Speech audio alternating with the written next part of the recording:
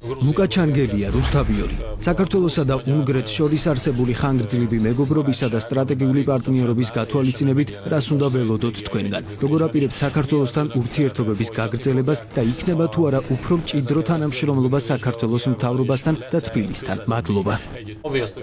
რა თქმა უნდა, ჩვენ გავაგრძელებთ კარგ ურთიერთობას საქართველოსთან. ხაზი მინდა გაუსვა. ის რომ ვიქტორ ორბანს კარგი ურთიერთობა ჰქონდა რომელიმე სახელმწიფოსთან, ეს არ ნიშნავს, რომ ჩვენ ამას გავაფუჭებთ. მე ძალიან მოხარული ვიქნები, რომ გეწიოთ თბილისში და ვიმუშაო ქართულ მხარესთან, თუმცა ჩვენ არ ჩავერევით სხვა სახელმწიფოების შიდა საქმეებში. არ ვაპირებ, რომ გავლენა მოვახდინოთ თქვენი ქვეყნის არჩევნებზე.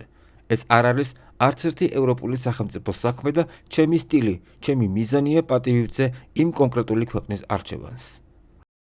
განაცხადა უნგრეთის საპარლამენტო არჩევნებში გამარჯვებულმა პიტერ მაგიერმა რუსთავიორის ჟურნალისტის საპასუხოდ.